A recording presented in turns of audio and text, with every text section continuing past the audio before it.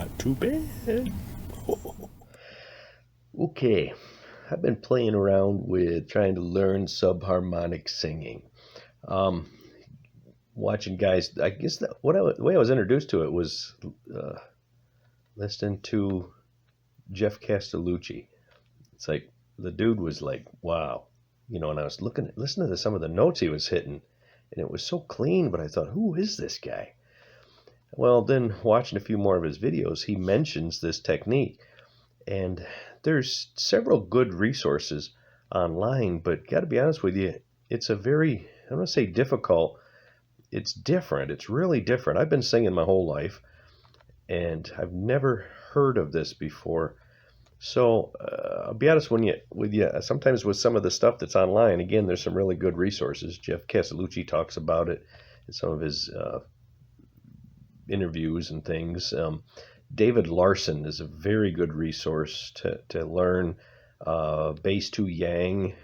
Some really good guys to watch. But got to be honest with you, in my mind, sometimes I've seen some more obscure channels, and I had to watch a lot of different stuff. And one of the things that helped me the most was listening to somebody that wasn't good at it, believe it or not, because some of these guys are so good at it, they can just jump back and forth. And it's tough to really imagine what it's like. I heard it described on one channel as being kind of like trying to zone in on a radio station. The old days with the old dials, and you dial it and you'd get static and you'd just miss the station, and then you'd come back and just miss it, and you'd have to find that sweet spot. And it's very much like that. What it has to do with is taking something in your lower register, but something comfortable and place to start. As far as a note, some guys, it's like a G2 or an A2. I don't have a keyboard near me, but I'll just pick something that's low but not too low, and then try to mix in my vocal fry. Vocal fry, you just heard me a little bit of vocal fry. Vocal fry is that crackling in your voice. It happens a lot when you first wake up. Kind of, like this. You're just super relaxed. And some have to do with some kind of false folds in your vocal, whatever. But it's just that kind of. Now, I'll be honest with you. I've always been interested in singing bass. I used to sing with my family, travel and sing with my family, and I got, being the dad, I got stuck singing bass. I'm not really all that low. I've hit a C, and in mornings I can hit a B, sometimes a B1. But I have a relatively strong chest fry. Okay, illustration. Here's a bass note, oh, or oh. That's just full voice, chest voice, oh. If I drop much lower than that, I find myself going into a chest fry. There's still some chest voice in there, but I'm adding vocal fry, kind of a ah.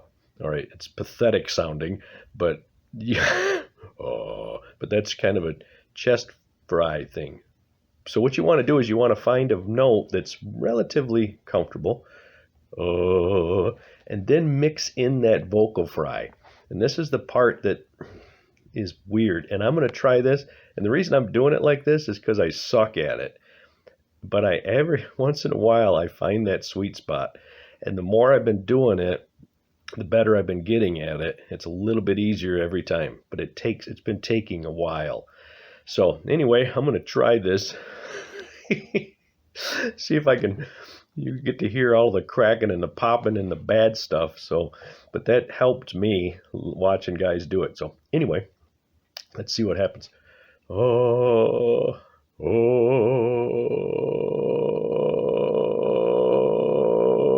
Now you hear just a little bit of it right there. Oh, there it is. So you find that you just kind of ease into it. After a while, it's easier to just jump back and forth. I did some stuff a couple of days ago where I was able to just go right straight to it. So the more you do it, the easier it gets. But it's funny because from day to day, one day I'll be like nailing it, and the next day I have to like find it all over again. Oh.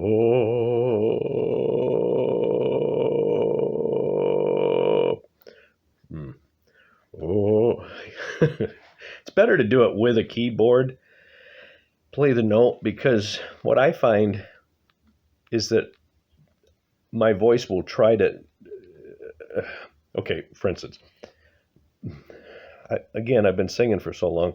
I'll hit a note and I'll be trying to stay on that note, but at the same time, I'm trying to get it to go that octave lower without going an octave lower. It's kind of hard to describe. Instead of me going, oh, you got to let it just fall into the subharmonic register. Oh,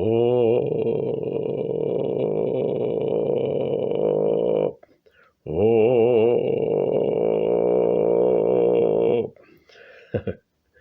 oh. This is horrible, but I hope it'll help you. You can play. You find a note, you just keep playing with it, and what I've been told, and then you change the pitch. What I mean is, you start on one note, and then maybe the next time, once you start hitting it on that note, try a note lower. All right, so and playing with that range a little bit. I've been able to hit around pretty regularly around an A, G. I even hit a couple days ago. I was doing like around an E, a low E, and it wasn't coming out real strong, but it was there. So um, anyway, let me try it one more time, and then I'm going to stop because people don't like to watch long videos. Oh, oh,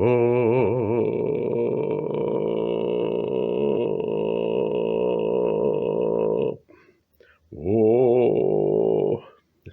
Nowhere's near on pitch, but I'm hoping you get the idea, and maybe I'll be posting some more the more I get better at it. So, anyway, thanks for watching. Oh, there.